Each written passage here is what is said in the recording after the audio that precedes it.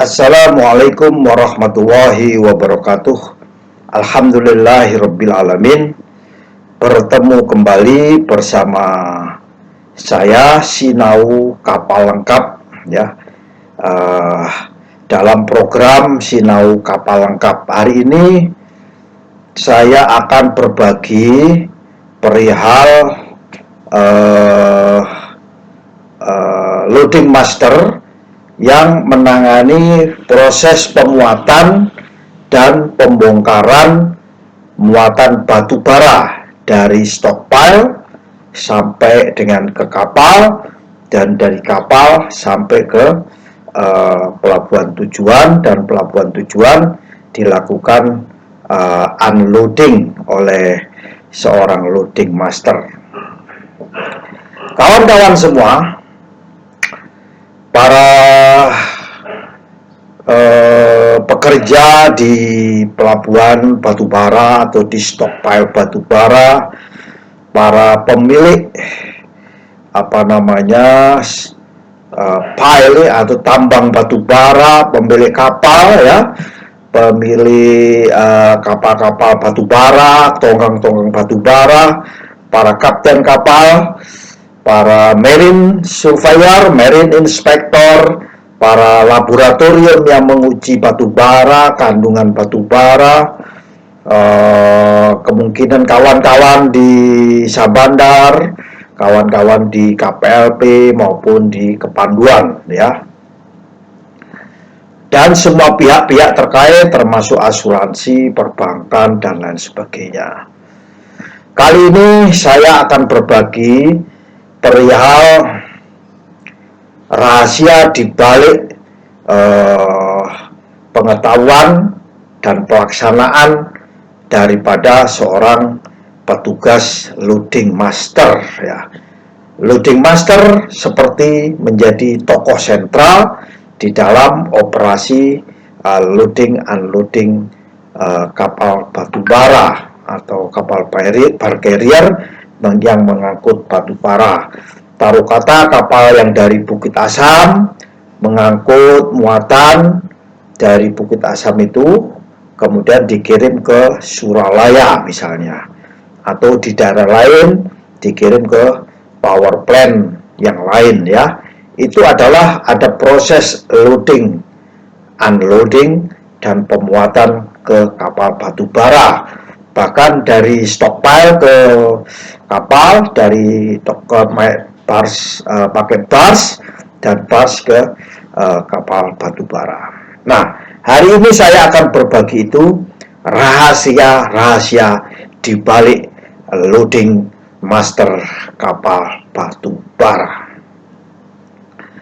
Yang pertama yang harus diperhatikan bahwa batu bara itu mengandung suatu gas ya, suatu material batu yang bisa panas dengan sendirinya ya, tanpa dibakar pun batu bara bisa panas. Bahkan batu bara didiamkan kadang-kadang membara ya.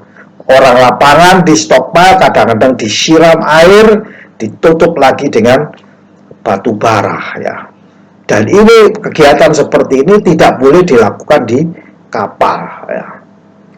Kemudian seorang loading master harus melakukan pengujian ya, pengujian kandungan metan yang ada di dalam, gas metan yang ditimbulkan oleh stockpile batubara tersebut.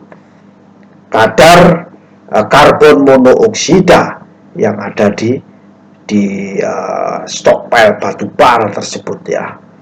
Jadi hal-hal seperti ini harus diperhatikan. Maka rahasia pertama bahwa jangan kaget kalau batu bara itu di tengah malam bisa terbakar sendiri, membara dengan sendirinya. Itu bisa menjadi rahasia karena di dalam bahan bakar di dalam batu bara ini ada kalorinya, kandungan energi yang ada di dalamnya. Sehingga seorang loading master pasti berhubungan dengan laboratorium untuk menguji kandungan kalorinya ya, gas-gas apa saja yang dikeluarkan oleh batu bara tersebut. Dan ini didokumentasikan dalam bentuk laporan, dan itu menjadi pegangan daripada loading master. Tanpa ada dokumen tersebut, loading master tidak akan mau melakukan. Kawan-kawan semua peralatan-peralatan baik yang ada di terminal maupun peralatan yang ada di kapal harus diyakinkan berfungsi dengan baik oleh seorang loading master. Loading master meyakinkan kalau harus ada ekskavator, harus dalam kondisi baik. Ada loader pakai band conveyor misalnya, harus dalam berfungsi baik. Ya, hubungan antara terminal dengan batu bara juga harus berfungsi dengan baik. Crane atau grab yang ada di kapal harus berfungsi dengan baik. Alat-alat deteksi gas yang ada di kapal harus berfungsi dengan baik. Ya, ini semua harus diyakinkan di dalam checklist yang dilakukan oleh seorang loading master.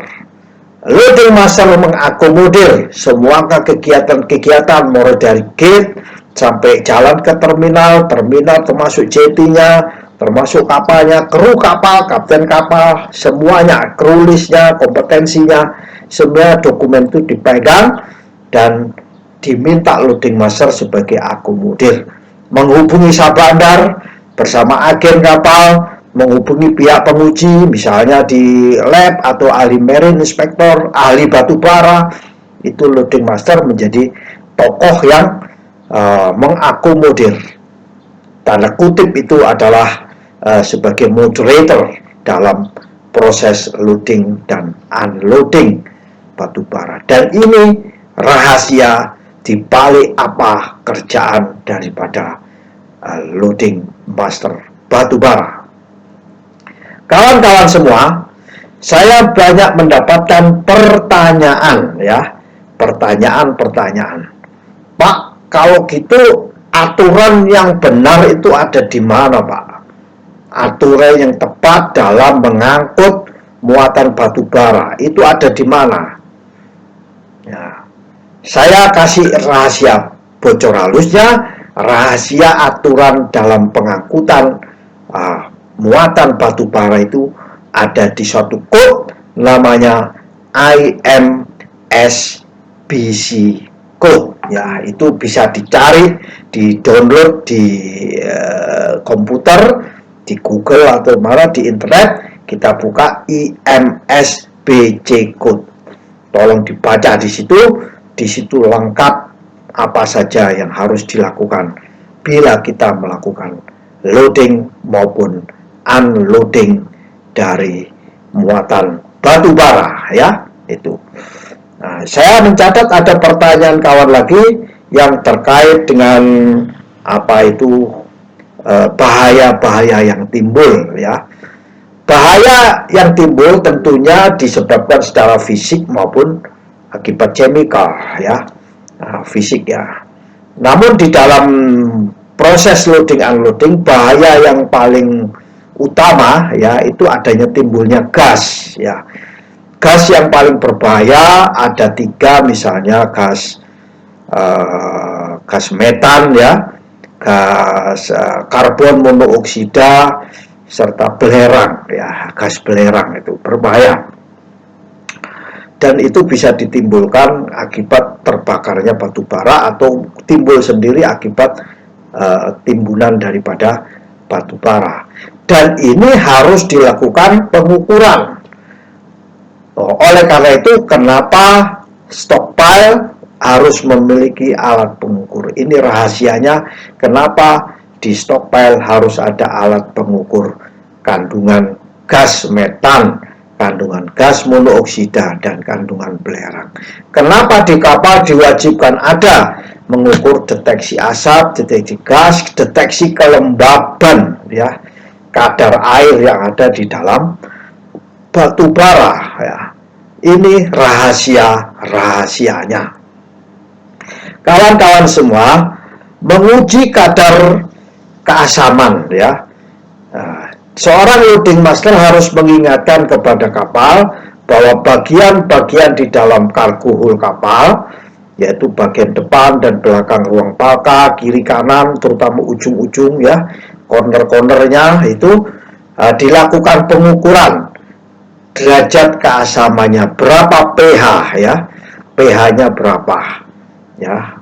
Nanti akan ditentukan bahwa pH yang diminta oleh pihak receiver ada ditetapkan dalam kondisi suasana sekian pH-nya. Itu sudah ditentukan. Makanya seorang loading master harus berhati-hati.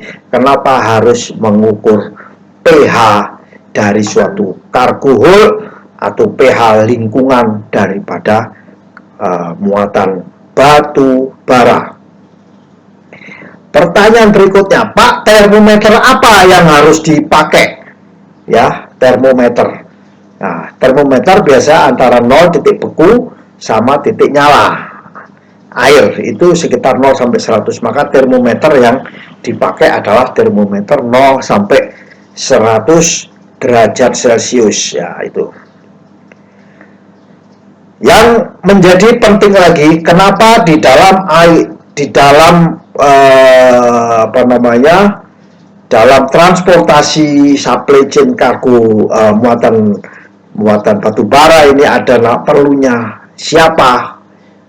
Shipping company. Di dalam istilah, di dalam muatan batu bara, bisnis batu bara, ada namanya, kalau nggak salah disebut dengan istilah BCSN ya, dengan istilah BCSN. BCSN ini singkatan dari Bulk Cargo Shipping Name. Jadi seorang shipper, seorang pemilik tambang, seorang pemilik stockpile, seorang loading master harus tahu siapa shipping company-nya, BCSN-nya siapa, Bulk Cargo Shipping Name. Itu harus ditulis di dalam dokumen loading master. Tanpa itu belum bisa dilaksanakan. Dan harus dijelaskan di mana alamatnya, kontak personnya siapa, itu harus dilakukan. Sertifikat kadar air, nah ini bisnis tersendiri. Kalau tadi bisnis mengukur kadar gas, ada bisnisnya gas metan, gas apa. Ini ada bisnis mengukur kadar air di dalam batu bara. Ada satu bisnisnya, ya, namanya bisnis mengukur kadar air. Dan ini dikeluarkan semacam sertifikat ya. Sertifikat kadar air dibuat dalam 7 hari setelah pemuatan. Jadi misalnya sudah dimuat, kemudian diukur, setelah 7 hari dilakukan pengukuran kadar air. Apakah airnya? Tapi kalau pengiriman dari mana itu, Bukit Asam ke Suralaya, waktunya hanya transportasinya 6 jam, kemudian langsung dipakai ke bunker, ya dipakai untuk kepentingan pembakaran pembangkit, ya tidak ada waktu, karena kalau sudah tertimbun 7 hari itu harus dikeluarkan sertifikat kadar airnya. Ini bisnis yang bagus, terutama di pelabuhan-pelabuhan batubara yang ada kapal batubaranya. Kawan-kawan semua, batas kelembapan batubara yang dapat diangkut ditetapkan dalam 6 bulan setelah pemuatan ya. Jadi ada, kalau 6 bulan setelah pemuatan itu ada namanya batas kelembapan batubara boleh diangkut ya. Terjadi ada namanya kandungan batu belerang. Kandungan belerang gitu, kalau batu bara dibakar di power plant, maka di atas itu ada namanya emisinya belerang, SO, sulfur oxide-nya ada. Nah, kandungan itu sudah bisa diukur dari adanya batu bara tersebut. Termasuk di dalamnya berapa ukuran ya, ukuran kecil gedenya batu bara ya, diameternya berapa. Ya, batu bara nggak ada diameter, ya, bukan lingkaran, tapi nggak beraturan, cuman ada mostly ya, average-nya berapa, itu ada distribusinya, dan itu harus dikeluarkan oleh pihak ketiga dan harus diterima oleh loading master. Ini adalah bisnis tersendiri, yaitu mengukur dimensi daripada batu bara. Ya, biasanya menggunakan teori sampling. Teori sampling bisa mengukur sebaran partikel batu bara. Berikutnya, terhadap batu bara yang dilakukan pemuatan. Sebelum batu bara dilakukan pemuatan, loading master biasanya mengecek kondisi batu bara. Dicek suhunya berapa, ya. Kemudian dia melakukan pengecekan seluruh peralatan kapal, terminal, jeti, dan sebagainya. Kemudian sebelum dilakukan pemuatan, diukur suhunya lagi. Kalau adanya gejala-gejala peningkatan panas, maka tidak boleh dilakukan, terutama pada suhu yang sekitar lebih dari 55 derajat Celcius. Ya, kenapa kok ada loading master santai-santai tidak melakukan pemuatan? Itu rahasianya karena batu bara suhunya di atas 55, sehingga tidak dilakukan proses pemuatan. Dibiarkan batu baranya sampai mendingin dulu, baru dilakukan proses pemuatan.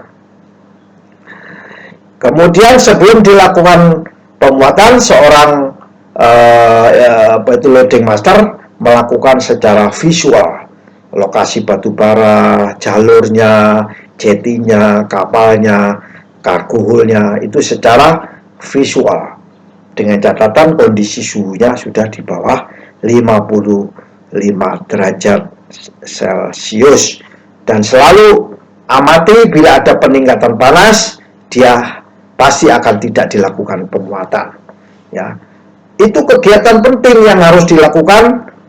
Kenapa proses pemuatan yang dilakukan oleh loading master agak tertunda? Yaitu karena banyak kisi-kisi yang harus diperhatikan oleh seorang loading master, ketentuan-ketentuan yang harus diperhatikan. Dan berikutnya yang paling penting, seorang loading master harus tahu prosedur, harus tahu rekomendasi. Prosedur dan rekomendasi stockpile bagaimana, prosedur dan rekomendasi dermaga bagaimana, prosedur dan rekomendasi kapal yang dimiliki oleh BCSN itu bagaimana. Ya, kalau di pelayaran umum namanya shipping company, tapi kalau di pelayaran batu bara namanya BCSN, Bulk Cargo Ship Name. Ya, itu. Ini perlu diperhatikan. Nah, itulah semua kegiatan itu adalah kegiatan sebelum dilakukan pemuatan. Ada 3 kegiatan utama: sebelum pemuatan, selama pemuatan, dan setelah pemuatan. Ini tugas utama pada seorang loading master. Nah, sekarang kita mulai masuk yang kedua, yaitu proses pemuatan. Ya, proses pemuatan ini kembali lagi, yakinkan sebelum dimuat batu bara harus di bawah 55 derajat.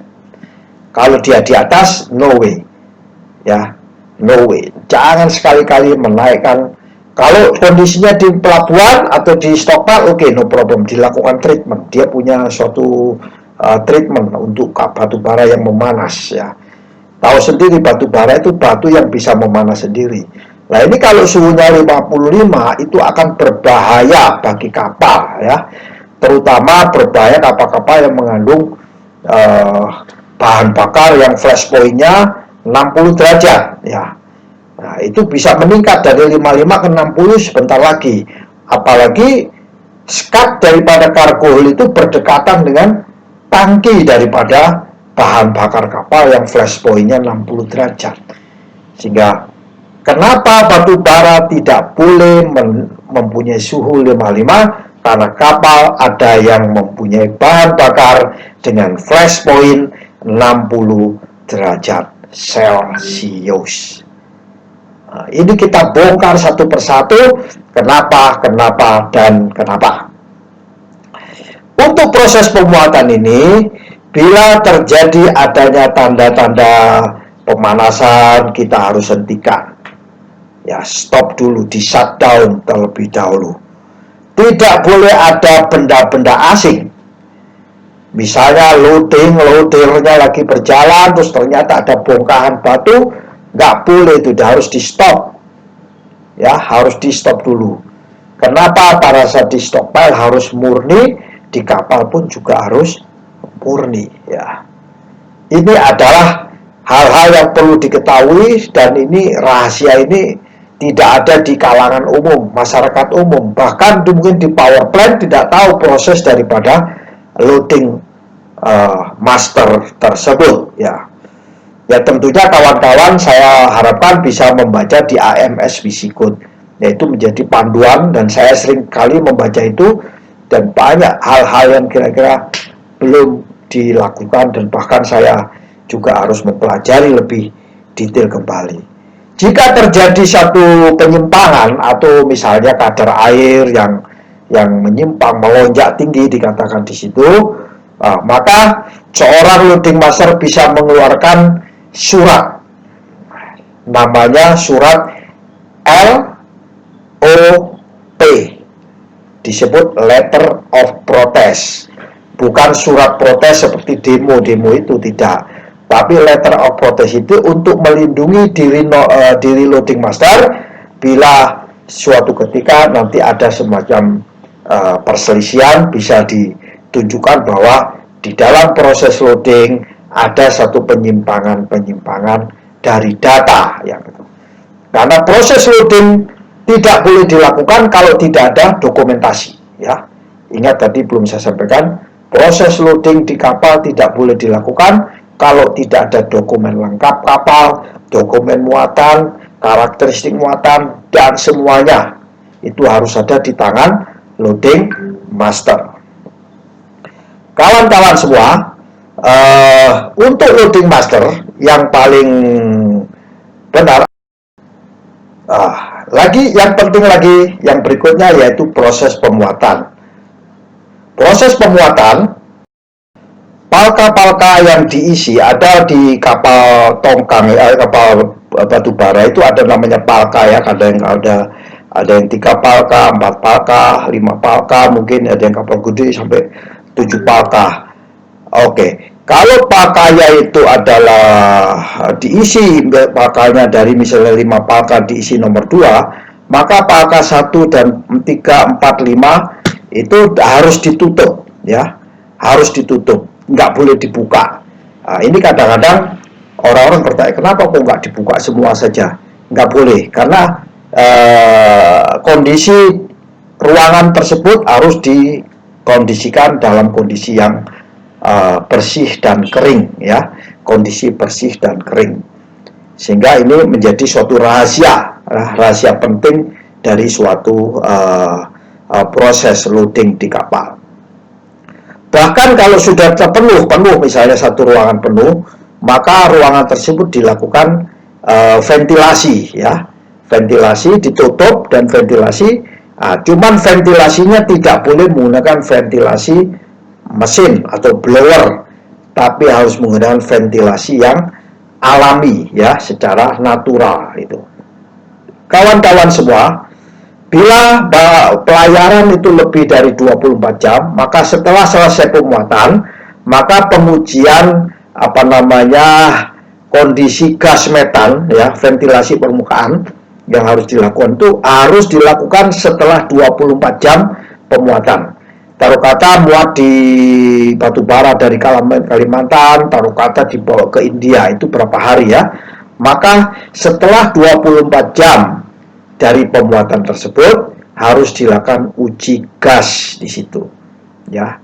Uji gas ini harus ditanamkan oleh pihak loading master, dicatatkan bahwa kapten akan menguji setelah 24 jam. Tapi kalau dari Bukit Asam ke Suralaya cuma pelayaran 6 jam, itu saya kira klausul AMBC yang 24 jam setelah pemuatan tidak perlu dilakukan ventilasi dan pengujian gas metan itu.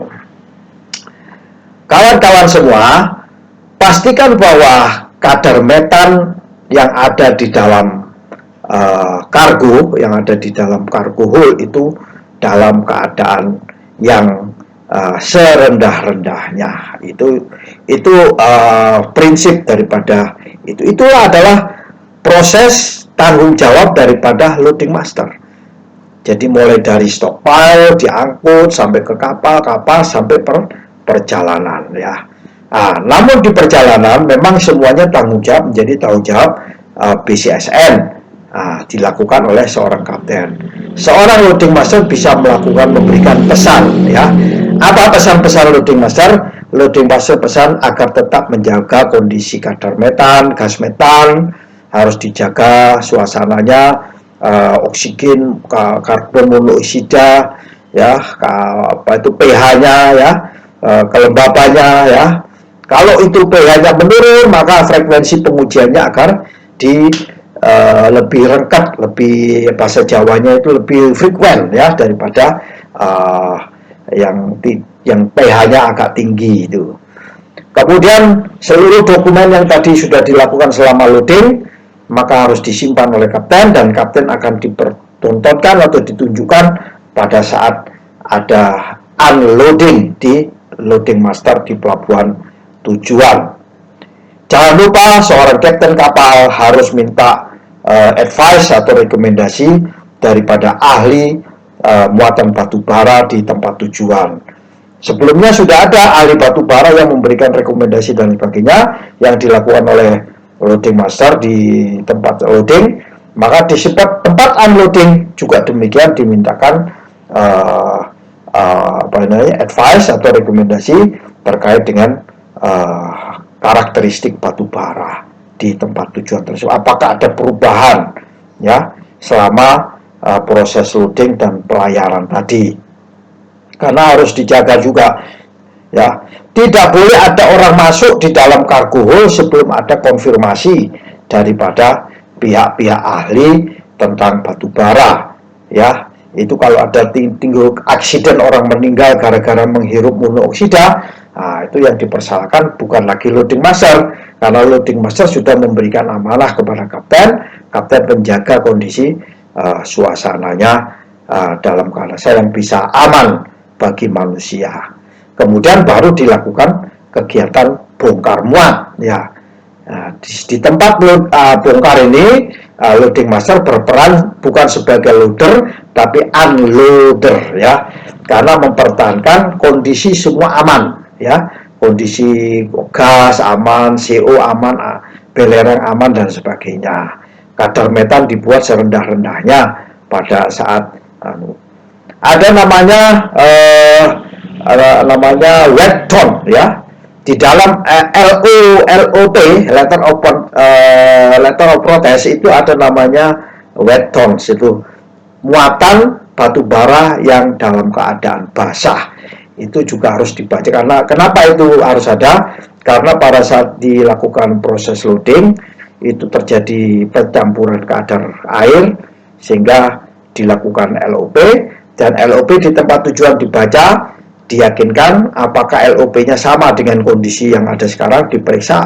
Kalau kondisinya lebih banyak lagi, maka berarti di perjalanan ya. Jadi LOP itu ada banyak. LOP loading master dari stockpile. Bila terjadi penyimpangan dibuat LOP. Kapten juga bisa bikin, bisa di perjalanan, lu kok bisa tahu-tahu ada peningkatan air di sini. Padahal tadi nggak ada, berarti ada peningkatan gas metan, banyak bongkahan-bongkahan selain batu bara, dibikinlah LOP ya, LOP. Begitu juga di receiver ya, itu bisa membuat letter of protest itu. Nah, ini semua adalah kegiatan-kegiatan yang harus dilakukan oleh seorang loading master. Kesimpulan yang harus saya sampaikan, banyak rahasia-rahasia di balik kegiatan loading master, mulai sebelum pemuatan, selama pemuatan, dan kapal berlayar sampai ke pelabuhan tujuan. Sebelum pemuatan, seorang loading master harus meyakinkan berapa jumlah muatan itu, berapa kadarnya, berapa komposisinya, bagaimana karakteristik kimianya, bagaimana kandungan gasnya, bagaimana gas metannya, bagaimana potensi panasnya, bagaimana pH-nya, semuanya harus diketahui oleh seorang loading master. Dan ini wajib dilakukan.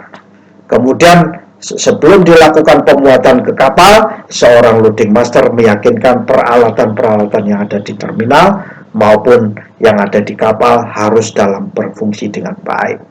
Begitu juga peralatan di kapal, misalnya ada crane, ada grab, ada eskavator atau detektor, gas-gas semuanya, detektor gas, detektor kimia, detektor apapun yang ada di kapal harus diperiksa dalam keadaan baik.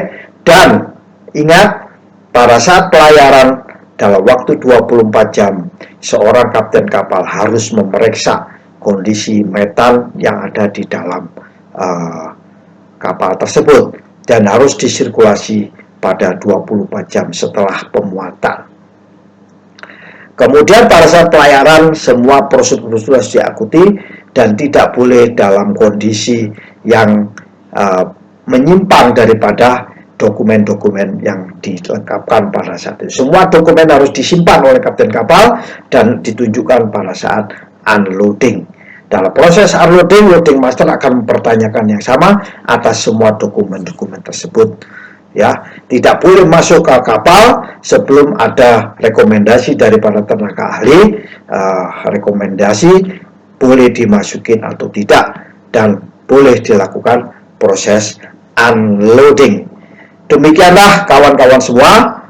Ada satu lagi tadi saya tekankan, kenapa suhu batubara tidak boleh dimuat pada suhu 55, karena rahasianya adalah flash point dari bahan bakar kapal adalah 60. Karena batubara 55 berpotensi naik sebesar 5 derajat sehingga masuk pada suhu 60 derajat dan ini membahayakan kapal. Demikianlah kawan-kawan semua, semoga ilmu singkat, ya, sharing singkat dari apa yang saya baca, pengalaman dan bertanya kepada para ahli-ahli batubara bisa bermanfaat bagi kita semua. Bagi yang sudah berpengalaman, yang profesional, bisa memberikan masukan kepada kami sehingga kami bisa memberikan video yang lebih bagus lagi dan lebih bermanfaat. Lebih kurangnya saya memohon maaf. Wallahul muwaffiq ila aqwamit thoriq. Wassalamualaikum warahmatullahi wabarakatuh.